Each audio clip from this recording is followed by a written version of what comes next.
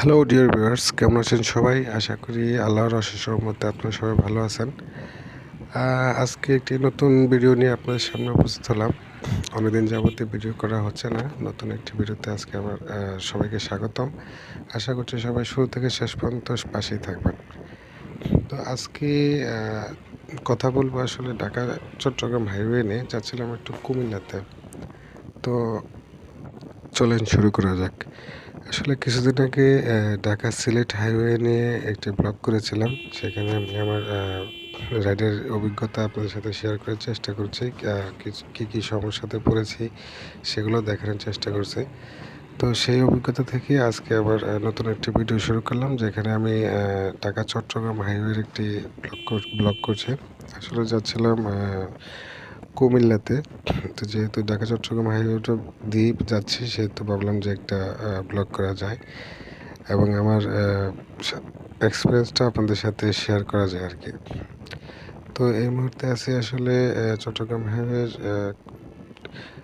কাশপুর ব্রিজে পার হয়ে আর কি। এখান থেকে আমরা ব্লগটা শুরু করলাম।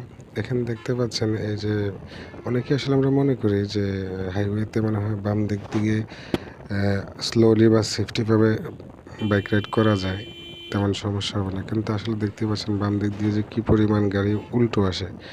আসলে ঢাকা সিলেট হাইওয়েতে একটা জিনিস ফেস করছিলাম, সেটা হচ্ছে গাড়ির উল্টো আসে নিয়ে। এখানেও দেখেন ঠিক সেম ঘটনাই ঘটে।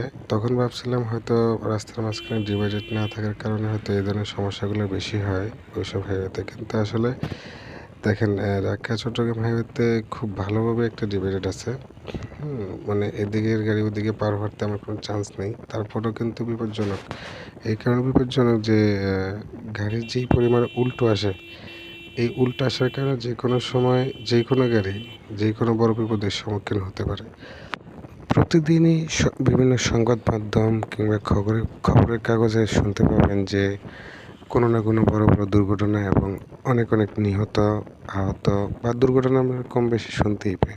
আমার মনে হয় এটার একটি প্রধান কারণ হচ্ছে এই যে আমাদের গাড়িগুলো উল্টো চালানো। আসলে এই জন্য আমরা নিজেরাই দেই। যদিও আমরা সরকারকে কিংবা আমাদের সিস্টেমকে দায়ী করি, কিন্তু আসলে আমরা নিজেরা যতদিন সচেতন না হতে পারবো, ততদিন আসলে এ থেকে রেহাই পাওয়ার কোনো উপায় মনে হয় আমাদের নেই। তাছাড়া আমরা অনেকেই বাইক নিয়ে দেখা যায় অনেক বাহাদুরি করে থাকি, কিন্তু আসলে হাইওয়েতে রাইড করার ক্ষেত্রে আসলে সাবধানতার বিকল্প নেই। প্রথমত আমাদের প্রয়োজনীয় সেফটি গিয়ারগুলো মানতে হবে। বিশেষ করে সেফটি গিয়ার, একটা সার্টিফাইড হেলমেট বা বাইকের পর্যাপ্ত মেনটেন্যান্স, এগুলো আসলে খুবই প্রয়োজন। এই যে আমার সামনে দেখতে পাচ্ছেন একটা বাইকে যাচ্ছে, তাদের কারোরই আসলে হেলমেট নেই। এমন একটা হাইওয়েতে আসলে এভাবে হেলমেট ছাড়া চালানো অনেকটাই মনে করেন ঝুঁকিপূর্ণ। যে কোনো সময় যে কোনো অনাকাঙ্ক্ষিত ঘটনাই ঘটে যেতে পারে। তাছাড়া হাইওয়েগুলোতে দেখা যায় যে বড় গাড়িগুলো আপনার ছোট গাড়িগুলোকে একদমই পাত্তা দেয় না। ওরা যখন তখন যেখানে সেখানে ব্রেক করতে পারে, যখন তখন যেই কোনো সময় যে কোথাও দেখা যায় চাপ দিয়ে দিতে পারে। মানে সব সময়ের জন্য নিজেকে প্রস্তুত রাখতে হয় হাইওয়েতে। কখন কী ঘটবে আসলে কিছুই শিওর করে বলা মুশকিল। তো সেজন্য আমাদের আসলে পর্যাপ্ত সচেতনতার খুবই দরকার। যেখানে আমাদের হাইওয়েগুলো আসলে আমার মনে হয় অতটুকু নিরাপদ না। আসলে আমাদের আইন আছে, মানে ট্রাফিক রুলস অনেকই আছে, কিন্তু আসলে কার্যকর তেমন কোনো ভূমিকা আসলে এসব রাখে না। কারণ দেখতেই পাচ্ছেন আমরা এই অল্প একটু সময়ে দেখতে পাচ্ছেন কী পরিমাণে গাড়ি আপনার উল্টো যাচ্ছে। তো এই উল্টো যাওয়ার কারণে আপনি যদি মনে করেন যে আমি হাইওয়েতে নিরাপদে চালানোর জন্য হয়তো সাইড দিয়ে একপাশ হয়ে আস্তে ধীরে চালাবো, কিন্তু আসলে এই সুযোগটা থাকে না। কারণ যত আপনি সাইড দিয়ে চালাতে চেষ্টা করবেন, তত বেশি বিপদে পড়ার সম্ভাবনা আছে। মানুষ আপনার রাস্তা দিয়ে অ্যাভেলেবেল পারাপার হয়, তারপরে গাড়িগুলো উল্টো আসে। যেই কোনো জায়গায় আপনার লোকাল গাড়িগুলো দেখা গেছে যে হঠাৎ করেই কোনো সিগন্যাল ছাড়াই মানে ব্রেক করে বসে বা যাত্রী ওঠানামা করায়। এটা আসলে খুবই ভয়াবহ একটি পরিস্থিতি তৈরি করতে পারে যে কোনো সময়। সেজন্য আমাদের যারা হাইওয়েতে রাইড করে তাদের সবসময় সতর্ক থাকাটাই সবচেয়ে বুদ্ধিমানের কাজ। আসলে আমাদের সড়ক পরিবহনের যতগুলো আইন রয়েছে, এই আইনগুলোর যদি আপনার যথাযথ প্রয়োগ না হয়, যথাযথ কার্যকরী ভূমিকা যদি না রাখতে পারে, তাহলে আমার মনে হয় না এই সমস্যা থেকে আমরা কখনো পরিত্রাণ পাবো। আর সবচেয়ে বড় কথা হচ্ছে আমরা যতদিন পর্যন্ত সচেতন না হব, আমরা নাগরিক হিসেবে যতদিন পর্যন্ত সচেতন না হব, ততদিন পর্যন্ত আমার মনে হয় না এ থেকে আমরা আসলে বাঁচার কোনো পদ্ধতি জানা আছে কারো। মনে হয় না সম্ভব। তো যারা হাইওয়েতে রাইড করেন তারা খুবই সাবধানে রাইড করবেন। বিশেষ করে এই যে অটোরিকশাগুলা যে পরিমাণ উল্টো আসে, শুধু অটোরিকশা আসলে দোষ দিয়ে লাভ নেই এখানে। এখানে আপনার অ্যাভেলেবেল সব গাড়ি আপনার উল্টো আসে। শুধু অটোরিকশা বলে না, আপনার বাইক অনেক বাইকার আছে, বাইকার ভাইরা আছে যারা উল্টা আসে। তাদেরকে উদ্দেশ্য করে আমি বলব যে আসলে নিজের নিরাপত্তার জন্য, ফ্যামিলির নিরাপত্তার জন্য হলেও আমাদের আসলে আরও সতর্ক হওয়া খুবই দরকার। সময়ের চেয়ে আসলে জীবনের মূল্য অনেক বেশি। আমরা অবশ্যই নিজের জীবনকে মূল্য দেব, পরিবারের জন্য হলেও মূল্য দেব। আর আমাদের যে স্পিড লিমিট, হাইওয়েতে যে স্পিড লিমিট আছে সেটা মানার চেষ্টা করব। স্পিড লিমিটের কথা যদি বলি, আমাদের হাইওয়েগুলোতে নর্মালি আপনাদের 60 স্পিড থাকে, স্পিড লিমিট দেওয়া থাকে 60, কিন্তু বাস্তবিকতা আসলে সেটা আমরা কেউই মানি না। শুধু এক্সপ্রেসওয়েগুলোতে 80 থাকে, কিন্তু আসলেই কোনোটাই আমরা মানি না। 60 দিয়ে থাকলে দেখা গেছে যে 80-100 পর্যন্ত স্পিডে চলা মানে গাড়িগুলো স্পিড ক্রস করে আর কি। তো এইসব দিকগুলো আমাদের মানা উচিত। আর হাইওয়েতে দেখতেই পাচ্ছেন যে কয়েকটা বাস, আপনারা খেয়াল করছেন হয়তোবা যে কী পরিমাণ চাপ দিচ্ছে। ওরা কখন যায় আপনাকে চাপ দিয়ে বসবে বলা যায় না। সবসময়ের জন্য আসলে হাইওয়েতে নিজেকে প্রস্তুত রাখাই সবচেয়ে বুদ্ধিমানের কাজ। আমি বাংলাদেশের আসলে অনেকগুলো হাইওয়েতেই বাইক রাইড করেছি, অনেক ধরনের এক্সপিরিয়েন্সই হয়েছে। তবে আমার সবচেয়ে ভালো লাগে আসলে ঢাকা-চট্টগ্রাম হাইওয়েতে। কারণ হচ্ছে এর যে 2 লেনের যে রাস্তা, এটা অনেক সুন্দর। মানে মাঝখানে ডিভাইডেড আছে, তারপরেও অনেক জায়গা আছে যে আসলে 2 টা রাস্তা অনেক দূর দিয়ে পার হইছে, মাঝখানে অনেক গ্যাপ। আসলে এমন সুন্দর রাস্তা বাংলাদেশে খুব কমই আছে। তো রাস্তা দিয়ে আমি আসলে ঢাকা-চট্টগ্রাম হাইওয়েতে যতবারই রাইড করি, আমার আসলে অনেক ভালো লাগে। একটু সেফ মনে হয়। তারপরে অনেক সমস্যা আছে যেগুলা কিছুক্ষণ আগে আমি আপনাকে বলছি। সমস্যা থাকবেই। আমরা আসলে আমাদের জায়গা থেকে, নিজের জায়গা থেকে চেষ্টা করব সাবধানে রাইড করার জন্য। সাবধানে আ আম আল্লাহর উপর ভরসা করে আমরা যেন সহিহ সালামতে আমাদের নির্দিষ্ট গন্তব্যে পৌঁছাতে পারি এবং বাড়িতে মানে সুস্থভাবে যেন আমরা বাসায় ফিরতে পারি। সেজন্য সবারই সতর্ক থাকার বিকল্প নেই। সবাই আইন মানার বিকল্প নেই, সাবধান থাকার বিকল্প নেই। তবে শুধু আমরা নিজেরা সাবধান থাকলে যে আমরা ভালো থাকতে পারবো, বিষয়টা এমনও না। তবুও মানে যেহেতু সবাইকে তো আর আমরা সতর্ক করতে পারবো না, বা এটা তো কারো পক্ষে আসলে একার পক্ষে সম্ভব না। সেহেতু আমরা আমাদের জায়গা থেকে সাবধান থাকবো। আর যতটুকু সম্ভব আমরা আসলে আইন মানার চেষ্টা করব। যথাযথ আইন মানলে হয়তো বা কিছুটা সমস্যারও সমাধান করা সম্ভব। সব সমস্যা নিয়েই আসলে চলতে হয়, আমাদের বাঁচতে হয়, ছুটতে হয়, নিজের কাজে যেতে হয়। আবার আল্লাহর রহমতে আমাদের ফিরেও আসতে হয়। আল্লাহ যদি সহায় হয়, তাহলে আমরা আবার ফিরে আসি। সেটাই সবচেয়ে বড় কথা। আসলে আমাদের চলতে হবে। মনে হয়, আমি বিশ্বাস করি আসলে যে সবাই মিলে যদি কোনো এক সময় হয়তোবা আমরা আমাদের দেশটাকে আসলে অনেক সুন্দর করতে পারবো। হয়তো এখন না, আরও পরে তো হবে। মানুষ আসলে আমরা সবাই চাইলে সম্ভব। আমাদের দেশটাকে সুন্দর করা খুব অসম্ভব যে কিছু তা না। আমরা সবাই যদি আইন মানি, তাহলে অবশ্যই সম্ভব। আমাদের দেশটাকে সুন্দর করা সম্ভব। আমাদের পরিবেশগুলোকে সুন্দর করা সম্ভব। আমরা সুন্দর করে আমাদের দেশটাতে বেঁচে থাকা আমাদের পক্ষে সম্ভব। তবে হয়তো সময়ের দরকার।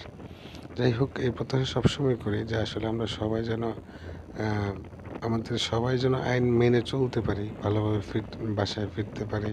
সবাই যেন আসলে একসাথে দেশটাতে সুন্দরভাবে বসবাস করতে পারি। যারা আমার ভাই বন্ধু যারা বাইক রাইড করেন, হাইওয়েতে বাইক রাইড করেন কিংবা ঢাকা সিটিতে বাইক রাইড করেন, তারা চাইলে তাদের অভিজ্ঞতা আমার কমেন্ট বক্সে শেয়ার করতে পারেন। সেখান থেকে অনেক কিছু আসলে আমি শিখতে পারি।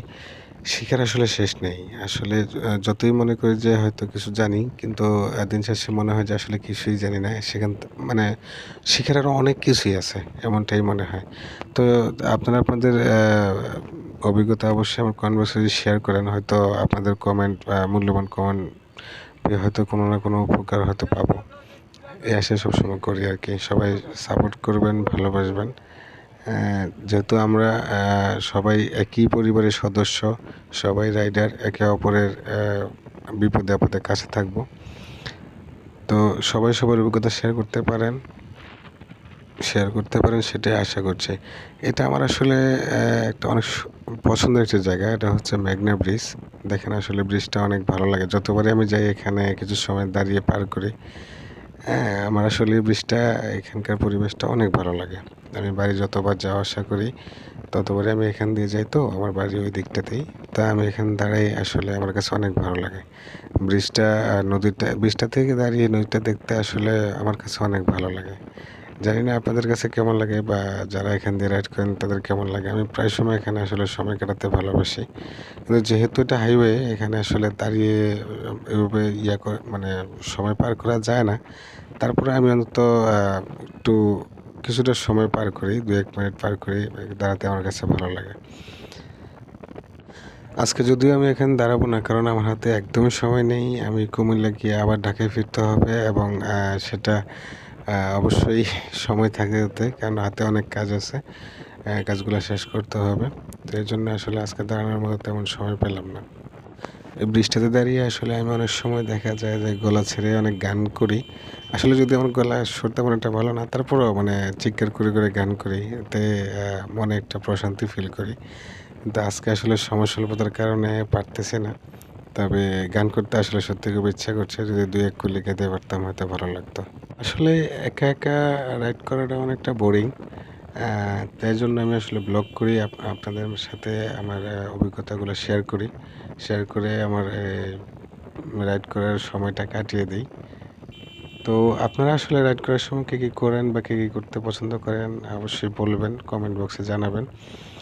আর যারা নতুন, বা যেখানে আমাকে যারাই আমাকে নতুন করে দেখতেছেন বা দেখছেন, যেখান থেকেই দেখছেন অবশ্যই আমাকে ফলো, বা যারা ফেসবুক থেকে দেখছেন অবশ্যই ফলো করে বা লাইক করে দেবেন। আর যারা ইউটিউব থেকে দেখছেন তারা অবশ্যই সাবস্ক্রাইব করে দেবেন। আসলে আমরা যদি আমাদের পাশে না থাকি, আসলে একসাথে এগিয়ে যাওয়া সম্ভব না। সেহেতু চেষ্টা করব সবাই সবার পাশে থাকার জন্য, সবাই সবার অভিজ্ঞতা শেয়ার করার জন্য।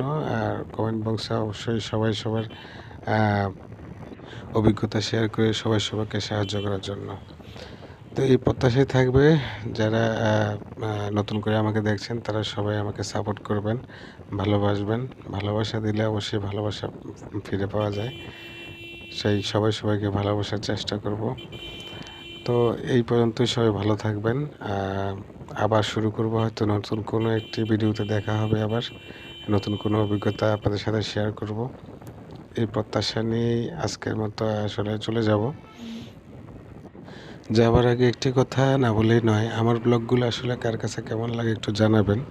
বা যারা অভিজ্ঞ আছেন, ব্লগ করেন, তারা তাদের অভিজ্ঞতা থেকে আমাকে কিছু পরামর্শ দিতে পারেন, কি ইমপ্রুভ করা যায়, কীভাবে কাজ করা যায়, বা কীভাবে কাজ করলে আসলে আপনাদের মন মতো হবে বা আপনারা পছন্দ করবেন, সেই পরামর্শ দিতে পারেন। আমি পরামর্শ নিতে আসলে ভালোবাসি। তো সবার কাছ থেকে আসলে ভালো পরামর্শ আশা করব, এবং সাপোর্ট আশা করব। এই আশা করি আজকের মতো আসলে চলে যাচ্ছি। সবাই ভালো থাকবেন, সুস্থ থাকবেন, নিরাপত্তা রাইড করবেন। নিজের খেয়াল রাখবেন, এবং পরিবারের জন্য হলেও আসলে নিজেকে নিরাপদ রাখার চেষ্টা করবেন, আইন মানার চেষ্টা করবেন, দেশকে ভালোবাসবেন, দেশের মানুষকে ভালোবাসবেন। সবার জন্য অনেক শুভকামনা। Save right, save life. Life is beautiful. আল্লাহ হাফেজ, সবাইকে আসসালামু আলাইকুম। Thanks for watching my videos.